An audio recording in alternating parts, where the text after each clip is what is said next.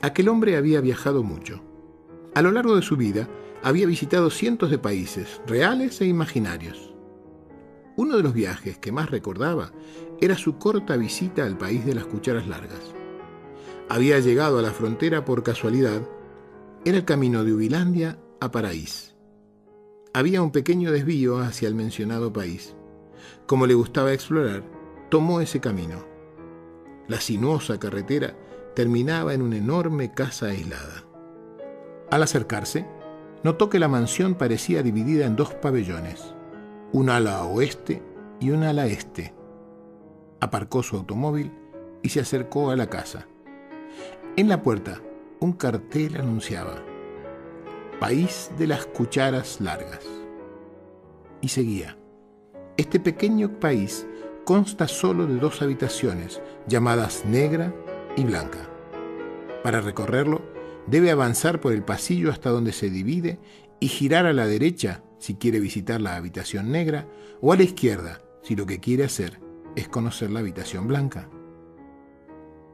El hombre avanzó por el pasillo y el azar lo hizo girar primero a la derecha. Un nuevo corredor de unos 50 metros de largo terminaba en una enorme puerta.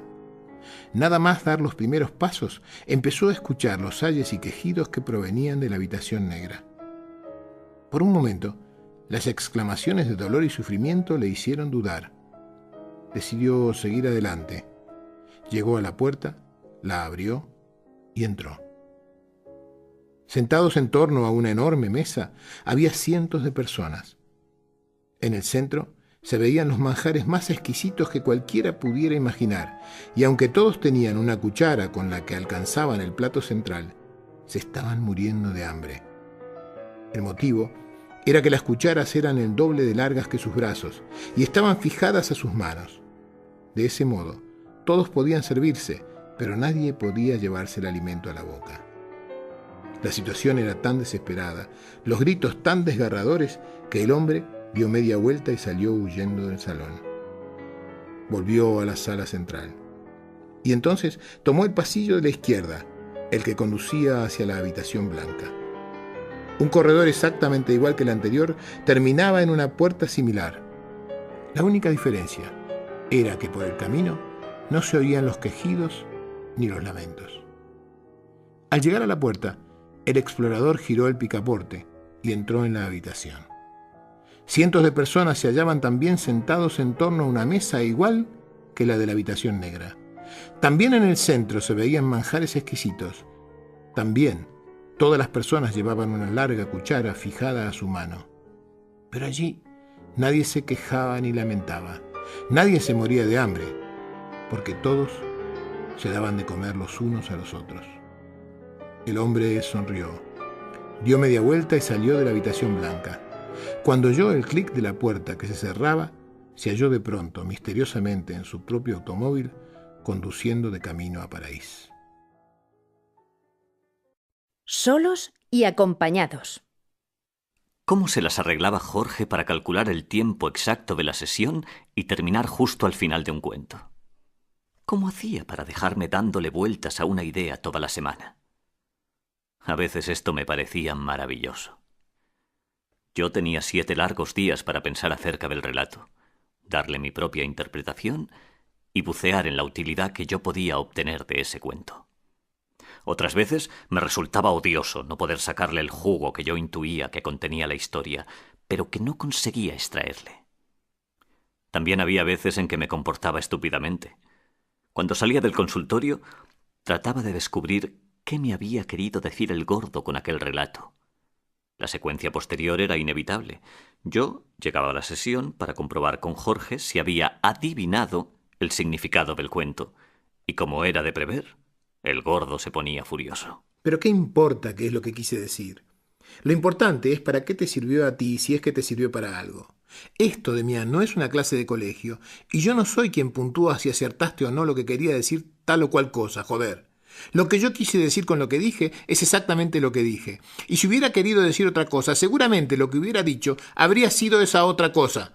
Cuando haces esto, Demián, el relato solo te sirve para poner a prueba tu ego, para alimentar tu vanidad. Piensas, ajá, lo he descubierto, ajá, me he dado cuenta, ajá, he podido adivinar el mensaje del cuento, ajá, soy un idiota. Con la historia del vino convertido en agua me pasaron un montón de cosas. La primera fue darme cuenta, casi con alivio, de que mi planteamiento estaba equivocado, de que en realidad la tarea terapéutica no terminaba en mí ni en ningún otro paciente. Recordaba lo que siempre decía el gordo. Cada persona que crece podría ser, y de hecho es, un repetidor, un pequeño maestro, el detonador de una reacción en cadena que en sí misma es capaz de cambiar el mundo. Y pensando en esto, me di cuenta de una segunda cosa.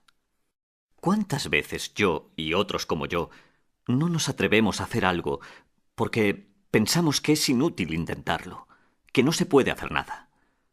Porque ¿quién notaría la diferencia si yo actuara así, como en el cuento? Si yo actuara así. Y quizás, aunque solo otra persona se atreviera a pensar como yo, se animaría a sumarse a mi actuación, o quizá más humildemente, podría ser que alguien notara una diferencia en esa actitud y se diera cuenta de que uno puede ser de otra manera. Si yo actuara así, de manera distinta a la de todos los días, de forma diferente a los demás, quizás con el tiempo, todas las cosas cambiarían. Y me di cuenta de que esto ocurre constantemente. Que la gente no paga impuestos porque ¿cuál es la diferencia? Que la gente no es amable porque ¿quién se va a dar cuenta? Que la gente no es considerada porque nadie quiere ser el único idiota. Que la gente no se divierte porque es ridículo reírse solo. Que la gente no empieza a bailar en las fiestas hasta que otros no lo hacen antes. Que no somos más estúpidos porque no tenemos más tiempo. Si yo consiguiera ser fiel a mí mismo, verdadera y continuamente fiel, cuánto más amable, cordial y generoso y gentil sería. De todo esto hablaba con Jorge en aquella época, y a medida que hablaba y pensaba en esto, aparecía una y otra vez, sin que yo saliera a buscarla, la idea de quedarme solo y señalado por el dedo ridiculizador de los demás.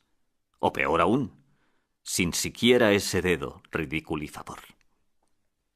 Hace algunos años, Demián, escribí un ensayo que empezaba con esta frase: el canal de parto y el ataúd son dos lugares diseñados para un solo cuerpo. Y esto, Demi, quiere decir para mí que nacemos solos y morimos solos. Esta idea tan terrible, según mi punto de vista, es quizás lo más duro que he tenido que aprender a lo largo de mi propio proceso de crecimiento.